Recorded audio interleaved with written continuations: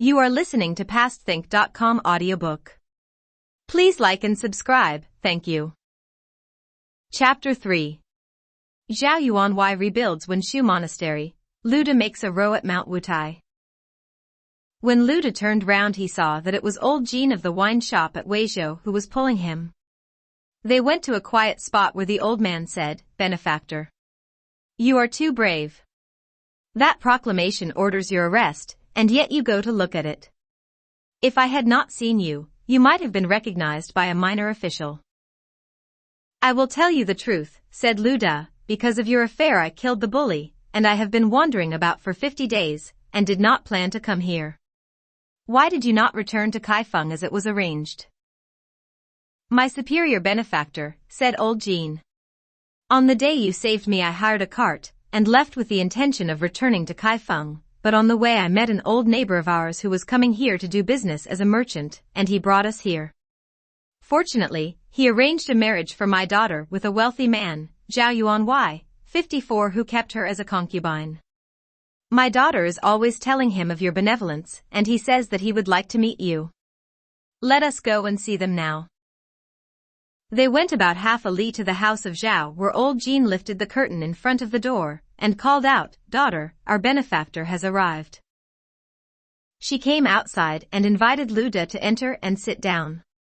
She then gave him 6 salutations, and asked them to go upstairs. He wished to leave, but old Jean took his staff and bundle, and said to his daughter, "Please take our benefactor upstairs, and I will go to arrange the food." He then went with a servant, and bought some fresh fish, a tender chicken, a goose cured in wine, and some pickled fish. Upon returning he had these cooked and taken upstairs. The girl servant brought the hot wine in a silver pot, and father and daughter took it in turn to fill up Luda's cup. Old Jean knelt and made his obeisance. "Why do you pay me such respect?" exclaimed Major Luda. "You lessen my prospects in life." "Benefactor, please listen. I have been here a short time, but I wrote your name on a piece of red paper, and every morning I burn a stick of incense, and made obeisance to it.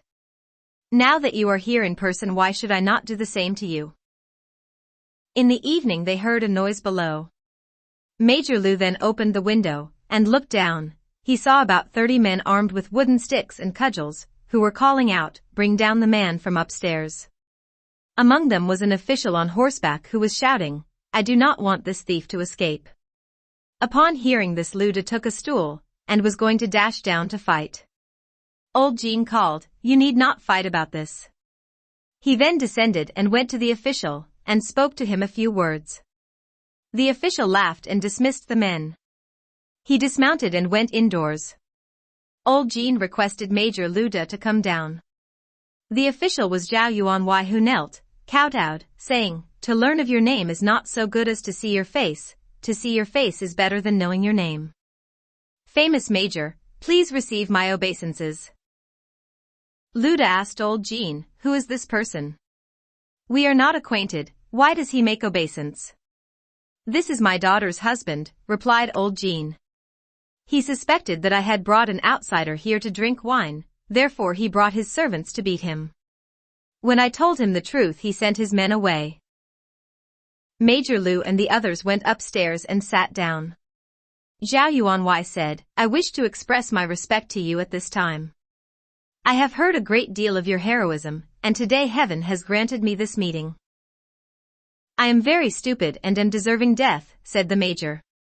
"If you do not mind my poverty and misfortune, we shall become close friends, and if you have anything to do I shall be willing to serve you." Zhao Yuanwei was much pleased and inquired about the murder. They chatted and compared notes about fencing with lances. They drank wine to midnight, and then went to rest. The next day Zhao Yuanwei remarked, "I do not consider this place as safe, so I decided to take you to my native village, which is 3 li from town."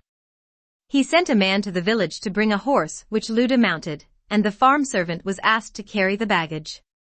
They took leave of old Jean and his daughter, and as they rode abreast, they chatted. The next day Luda said, "At a feast, you are treating me well, and I am not able to return your kindness." Zhao Yuanwei replied, "Within the 4 seas all men are brothers, so why mention returning the kindness?" Luda stayed there for a week. One day old Jean hurriedly arrived and told Luda, "Benefactor, I have a suspicion. Because of that affair the other day the neighbors talked about it, and yesterday 4 policemen came making inquiries. I am afraid that they will come here and arrest you." Luda said that he had better go, and Zhao Yuanwei replied, "I have another plan. I will find a peaceful retreat for you if you would agree to go." Luda asked where that place was, and Zhao Yuanwei said, "About 10 li from here is a mountain called Mount Wutai, and on it is a monastery called Wenshu Monastery. This was the earthly abode of the Bodhisattva Wenshu, and now there are about 700 monks in the monastery. The abbot's name is Jizhen, and he is a close friend of mine. An ancestor of mine endowed the monastery. I once took the vow that I would subsidize a monk there. I have purchased the certificate, monk's gown, and alms bowl. I have no trusty person who would fulfill my wish, but if you would care to do so, I will arrange matters for you. Are you willing to have your hair cut off and become a monk?" Luda thought the matter over. "Now I must leave here, but where can I go? I had better do as you suggest." So he said, "I accept your offer and will become a monk. I have confidence in you." During the night they arranged matters and prepared the clothes, traveling expenses, rolls of silk, and other gifts for the temple. They rose early the next morning and called servants to carry the articles. They started at 7 o'clock and reached the foot of the mountain at 11. There they engaged 2 sedan chairs to take them up the mountain, and the servant was sent in advance to announce their arrival. They were met at the monastery by the manager and superintendent of that monastery, and were conducted to a pavilion outside the temple gate, where the abbot came with his attendants to welcome them. After a little while the abbot took them to his private room for tea. Abbot Jizhen requested Zhao Yuanwei to take the seat of honor. Luda took a monk's seat and sat down in a lower position. Zhao leant over and whispered in Luda's ear, "You have come here to become a monk. How can you sit down opposite to the abbot?" "I do not understand their customs," said Luda. He then rose and took his position at the side of the squire. In front of them stood the chief monk, the Wei Na, the abbot's assistant, the superintendent of the temple, and his assistant, the guest's host, and the scribe, in order of rank. The servants brought in the box containing the gifts and placed it in front of the abbot, who said, "Why have you brought presents again? We have plenty of your donations in this monastery."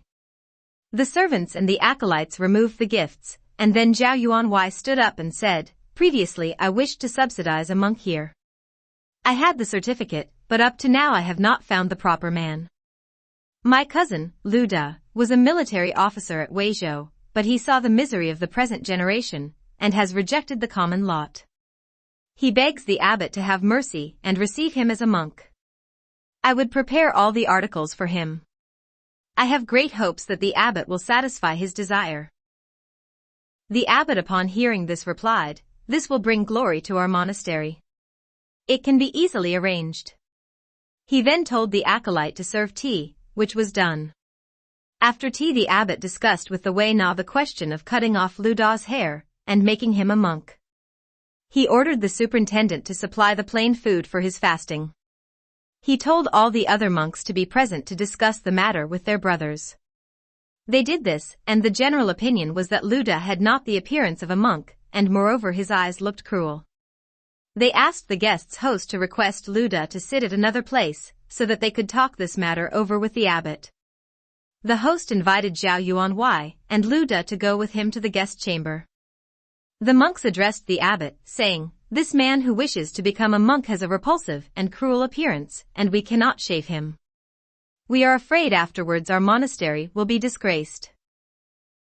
The abbot answered, "He is a cousin of our donor Zhao Yuanwei, so how dare we offend him? You should not suspect him. You can wait here, and let me have a look at his features." He then burned a stick of incense, placing it in the vase for that purpose. He sat down, cross-legged, in a monk's meditation, and began to chant. When the stick of incense was finished, he returned to the other room, and said to the monks, "You may now shave his head. He is a representation of a heavenly star, and he is quite upright. At present he is cruel, but his future is favorable, and he will become pure. In the process of transmigration he has become uncommon, and is better than any of you. You must remember what I say and accept it. The chief monk answered, as you connive at his faults, so we have no alternative but to obey. If we reprove him, then we are not obeying you. The abbot ordered the common food to be prepared, and invited Zhao Yuanwei and Lu De to dine with him. After the meal the superintendent opened the donations book, and Zhao Yuanwei gave some money, telling him to buy things necessary for a monk. In 2 days they were ready, and the abbot selected a lucky time and day, and at that time the bells and drums were beaten, and the monks assembled in the great hall. There were altogether about 600, wearing their surplices, and they knelt down in an attitude of prayer, in 2 rows, before the abbot's throne. Zhao Yuanwei brought silver paper money, and kowtowed before the abbot. He stated the case clearly, and then the acolytes led in Lu De. The Wei Na told Lu De to remove his hat, let his hair down in 9 plaits, and then fold it on the top of his head. The barber shaved the head all round including the mustache and beard. Lu De asked, would it not be better if you leave me just a little? Upon hearing this the assembled monks could not help laughing. The abbot from his throne addressed them, let all listen to this. Shave him clean of every hair. Leave not e'en a root. Cleanly shave the young monk's head, so no strife may shoot. The abbot exclaimed loudly, shave it all off. The barber took his knife, and shaved what was left. The abbot's assistant holding aloft the certificate brought it before the throne, and requested the abbot to bestow a new name. The abbot taking the certificate said, priceless is the holy light. Silver buys it not. Buddha's laws are very broad. Thy name is wise and deep. The certificate was then handed to the recorder who completed the entries, and then gave it to Lu De. The abbot ordered that the priestly robes and the surplice be issued to the novitiate. The superintendent then conducted Lu De to the throne, and the abbot placed his hands on the new monk's head, saying, first, you must conform to the laws of Buddhism. Second, you must observe the rules of the order. Third, you must be friendly to the monks. These are the 3 rules to obey, but there are also 5 prohibitions as follows. You must not take life, steal, fornicate, covet wine, or speak falsely. Lu De expressed his assent and said he would not forget them. Upon hearing this statement, the monks laughed. After the ceremony Zhao Yuanwei invited all the monks to accompany him to the cloud hall where he burnt incense, and then dined with them. He gave presents to all the officials of the monastery. Lu De was conducted by the superintendent, and the monks all kowtowed to him. The following day Zhao Yuanwei wished to return home, and after breakfast a large number of monks accompanied him to the main entrance where after saluting he addressed them, let all display mercy. Your younger brother wise and deep, Zhishan, is very stupid and he speaks foolishly. He does not understand etiquette, and may unintentionally break your rules. I request you to forgive his faults on my account. Never mind, replied the abbot. I myself will teach him to read and chant the classics, and discuss the truth with him in the prayer hall. Zhao promised to recompense the kind treatment. He beckoned Lu De to a fir tree where he said, worthy brother, from today your life will improve, but at all times you must not forget your weakness, and not be so confident of yourself. If there is any further trouble it will be difficult for us to see each other. So take care. By and by I will send a man with clothing for you. Lu De promised to follow his advice, and then Zhao Yuanwei took leave of the abbot, and the crowd of monks. And down the mountain he departed. Lu De went to the monk's dormitory, and lay down to sleep. On either side of him was a monk, and they both pushed him, saying, get up. This won't do. As you have left home, why do you not sleep in a sitting position?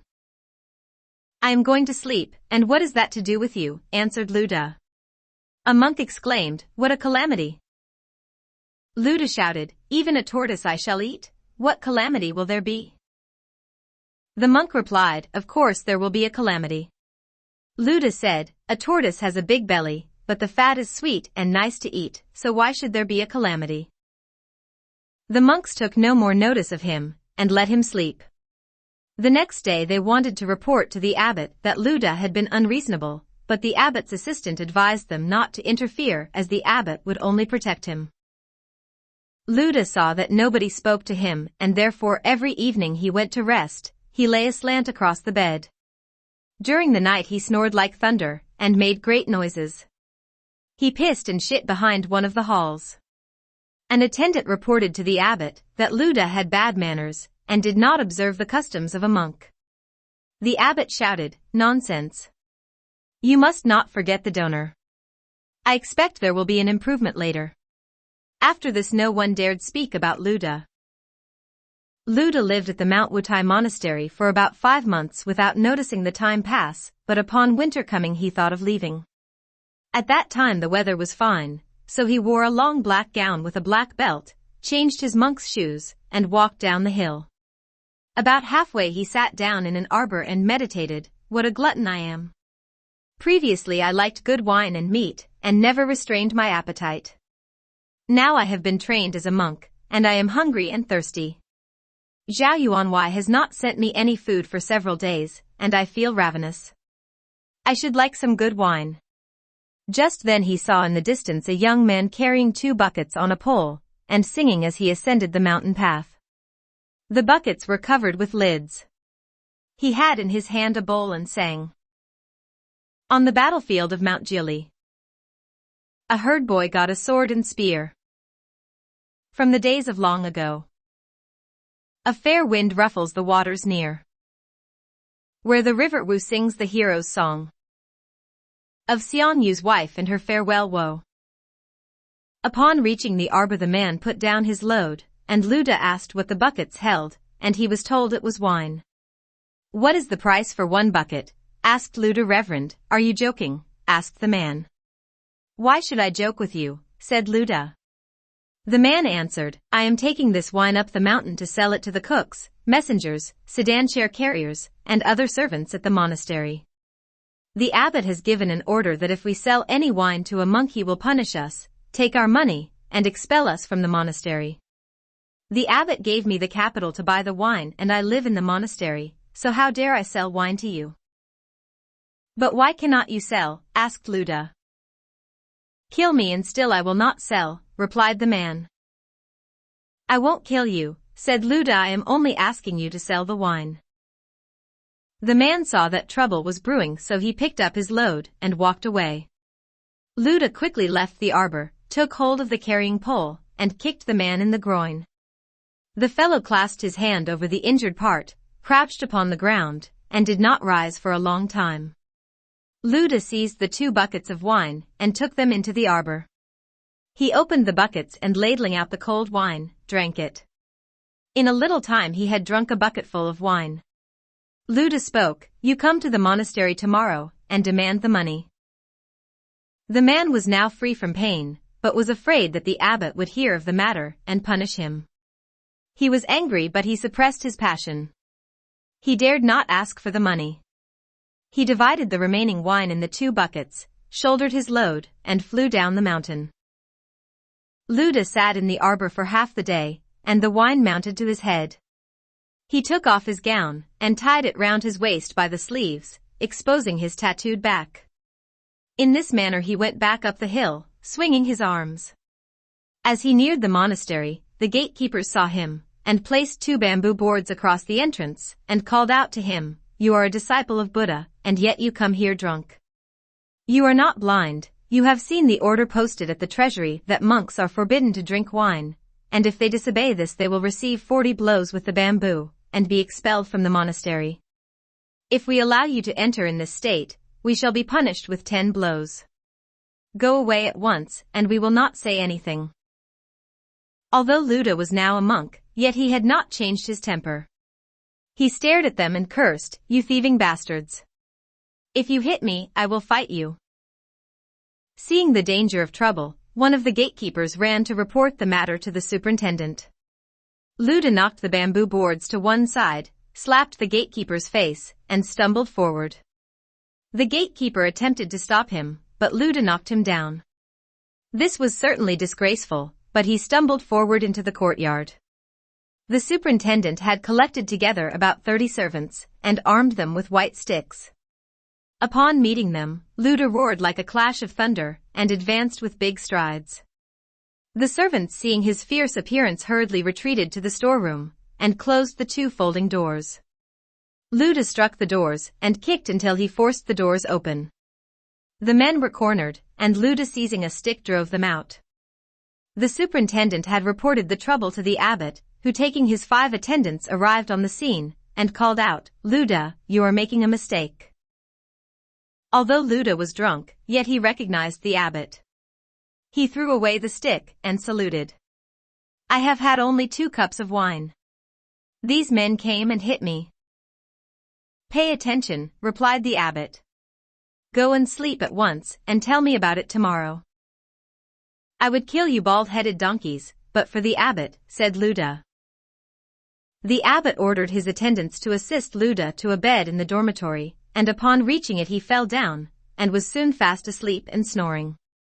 A crowd of monks now surrounded the abbot, saying, "We remonstrated with you before, and now this has happened. We object to this wild cat remaining here, as he will only upset our pure ways of life." The abbot replied, "Though there is trouble now, there will be a different state of affairs afterwards. I have no alternative, but you will forgive him, when you appreciate the influence of his donor. Tomorrow I will tell him that I cannot tolerate such bad conduct, and that will end the matter." "What an injudicious abbot," jeered the monks. They all separated to their rest. The next day after breakfast, the abbot sent his attendants to summon Luda. He was not awake. They waited until he arose, and put on his long gown. Suddenly he dashed out, to the surprise of the attendants. Following, they found Luda pissing behind the temple. When he had finished he went with them to the abbot. "Luda," said the abbot, "you were previously a military man, and were introduced here by Zhao Yuanwei. I have given you some instructions. You must not take life, nor steal, nor fornicate, nor drink wine, nor lie. These are the usual 5 prohibitions for monks, but the most important is that you should not drink wine. Why did you return drunk last night, strike the gatekeepers, break open the doors of the storeroom, drive out the servants, and generally misbehave yourself? Why did you do this?" Luda knelt and replied, "I dare not do it again." The abbot asked, "Why did you break our rule about drinking wine, and so broke our laws of purity?" "I should have expelled you from the monastery, if it had not been for the good character of your benefactor Zhao Yuanwei.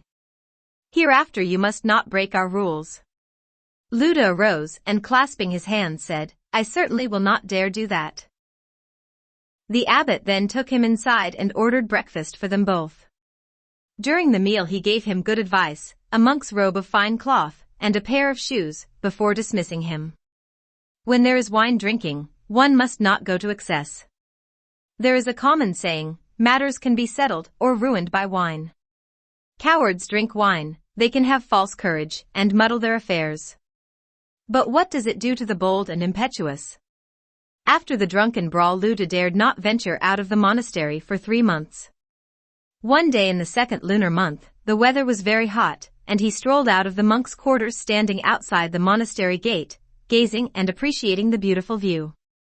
Suddenly he heard the sound of knocks down the mountain, carried upwards by the wind. He returned for some silver which he hid in his breast, and then slowly walked down the hill. At the bottom he saw a crowd of people attending a fair. There were butchers, greengrocers, wine and bread shops. He thought if he had known of this place earlier he would not have drunk the wine of the bucket, but have gone there for it. These few days he had felt depressed, so he decided to ascertain what eatables were procurable. He heard again the sound of knocking, and he knew that it was iron being worked.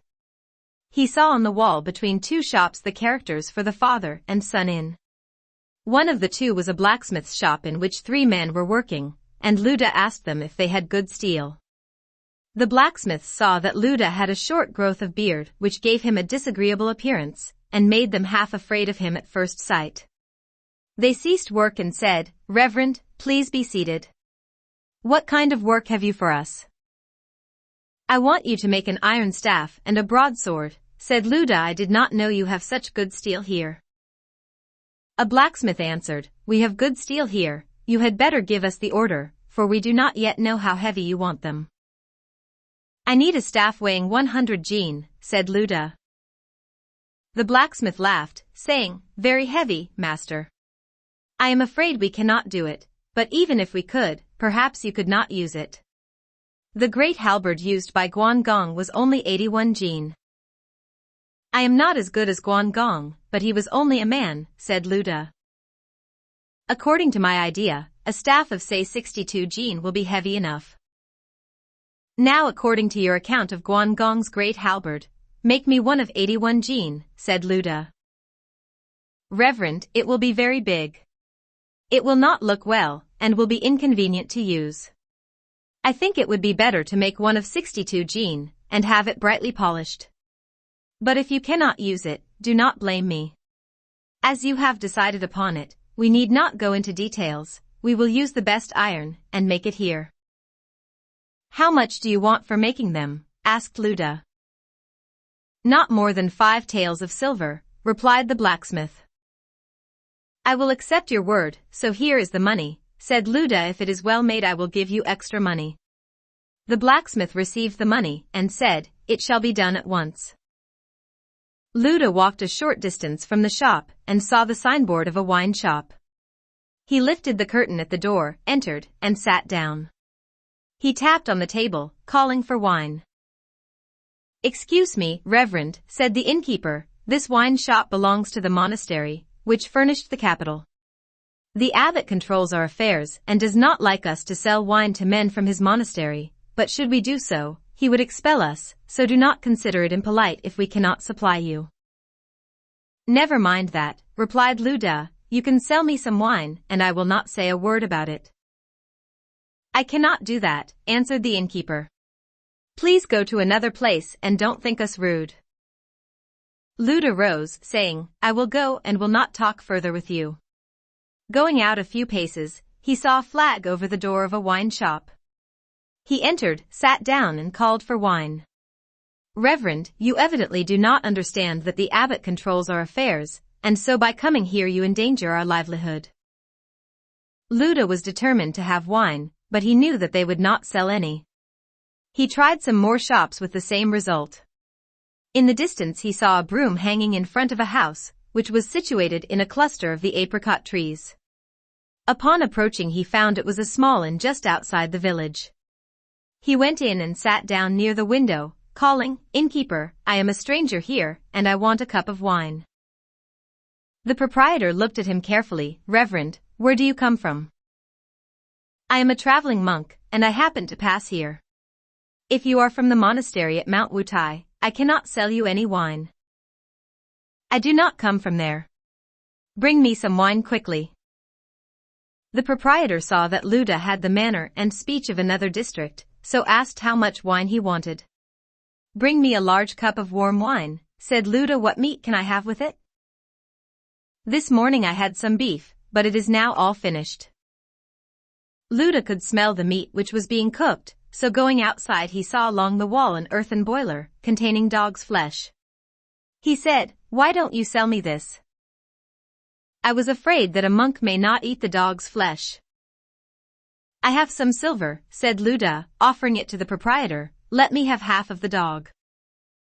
The proprietor prepared the dish with some powdered garlic, and placed it before Luda, who tore the flesh apart with his fingers and dipping it in the garlic, ate it. Although he drank 10 cups of wine, he still wanted more. The innkeeper was afraid and remarked he had had enough. Luda stared at him. "I will pay you, so why interfere?" The man asked how much he wanted and Luda said, "A bucketful." This was supplied and Luda drank it rapidly. There was still a leg of the dog which he picked up and put in his breast. As he left the inn, he said that he would come again the next day. The proprietor was speechless on hearing this, and saw that he was going in the direction of Mount Wutai. Luda walked halfway up the mountain, and rested in an arbor till the effect of the wine passed away. At last, getting up, he said to himself, "For a long time I have had no drill in hand combat, and feel my body is not in good form. I will have a little practice here." Taking his long sleeves, he rolled up the ends and thrust in all directions. He was swinging his arm, when he struck against a pillar of the arbor with such force as to break it, and it fell with a great crash. The doorkeeper of the monastery heard this noise, and looking below saw that Luda was staggering up the path. He said, "Much trouble. This brood is extremely drunk again." He closed the gate, and taking the bar fastened it. Then gazed through a crack in the door, and watched Luda approaching. When Luda reached the door he struck it with his fist, but the gatekeeper dared not open it. Luda turned and saw on the left side of the door, a guardian idol, covered with gilt, to which he shouted, "You big prick, why do you not knock the door for me, instead of frightening me with that attitude? But I am not afraid of you." He then mounted the steps, took hold of the railings in front of the idol, and pulled them up, as if plucking onions. He took one of the broken rails and struck the idol, the painted clay fell to the ground. The gatekeeper seeing this ran to report it to the abbot. Luda then turned, and saw another gilded idol, at which he shouted, "You are opening your mouth wide, and laugh at me." He ascended the steps on that side and struck the foot of the idol twice with the railing. There was a tremendous noise as the idol fell to the ground, at which Luda laughed loudly. When the abbot heard of the matter he said, "We must not make him angry, you had better go away." A crowd of monks had collected, and they said, "That wild cat is extremely drunk. He has broken the arbor and the idols at the entrance. What shall we do?" "Since ancient times the emperor has always avoided drunken men, so why should I not do the same?" said the abbot. "As to the images and the arbor he destroyed, the patron will repair them." The monks left the abbot's quarters saying, "How stupid is our abbot! The doorkeepers do not open the door but listen." Outside, Luda was shouting, "You thieving stinking bald-headed donkeys! If you do not let me enter the monastery, I will set fire to the building." The monks upon hearing this told the gatekeepers to draw the bar, and let the brood in. They did this quietly and stealthily, and then hurried into the buildings to hide themselves. The monks also got out of the way. Luda using both hands pushed against the doors with great force, and fell to the ground as they opened. Scrambling up, he rubbed his head, and then rushed into the meditation hall. There were many visiting monks seated in contemplation, and they were alarmed at his sudden, noisy entrance. Luda went to the side of the hall and vomited. The monks were disgusted with the stench and covered their noses with their hands. Luda got on a bed, took off his silk belt, and tore apart the fastenings of his clothes, and the dog's leg fell out. "How nice," he said picking it up, "I am very hungry just now." So saying, he ate it. Upon seeing this the monks covered their faces with their sleeves, and those on both sides of him withdrew. Luda seeing this movement, offered a piece of the dog's leg to a monk who covered his face with his sleeves. Luda asked why he did not eat it, and then pushed the flesh at the lips of another monk. About 5 monks on neighboring beds leapt forward to intervene, but Luda throwing the meat away hit the monk with his fist several times. This raised a loud shout from the monks who went to the cupboards to get their clothes and alms bowls with the idea of leaving. This created a general confusion, which the monk in charge could not control. The superintendent summoned all the servants, including groundsmen, cooks' assistants, messengers, sedan chair carriers, altogether about 200 men, who seized sticks, rice shovels, staffs and cudgels, and placing towels round their heads, entered the hall in a body. Upon seeing them Luda howled, and, having no weapon, hurried to the center of the hall, pushed over the table for offerings in front of Buddha, and having broken off 2 of the legs he advanced. When the menial monks saw his fierce expression, they retreated to the veranda, but as Luda only flourished the table legs they soon returned to the attack. Luda was very angry and struck on both sides. "Luda, you have implicated me seriously," said the abbot. "You were drunk previously and created a lot of trouble. Now you are again drunk, knocked down an arbor and broken 2 idols. You have also made trouble with the monks, so that they have all to go away. This sin of yours is not a small one. This, my Wenshu monastery, on Mount Wutai, has been kept holy and sacred for more than 1,000 years, so how can I keep a filthy thing like you here? But you can live in my quarters for a few days more until I find a place for you to go to." Luda accompanied the abbot to his quarters. The abbot sent word for the visiting monks to return and continue their contemplations. The monks that were injured had their wounds attended to. Next day, the abbot wrote a letter to Zhao Yuanwei, sending it with 2 messengers, who waited for his reply. When Zhao Yuanwei read the letter, he was very sad. He wrote a reply and said that he would pay for the repairs. As for Lu Da, he would leave him to the abbot to be banished. When the abbot received the letter, he instructed his attendants to bring a gown of black cloth, a pair of shoes, 10 taels of silver, and fetch Lu Da. Upon his arrival, the abbot reproved him about his offenses, telling him he had decided to expel him from the monastery. He continued, "During the night I thought of your affairs, and have prepared for you 4 sentences from our sayings which you can use until your dying day. Laughing monk with staff so rare, and ordained sword so beautiful, fought with heroes everywhere, and punished traitorous ministers." We will now relate what the abbot said. Footnote 54 Yuan Y, an aristocratic title, approximating an esquire or gentleman.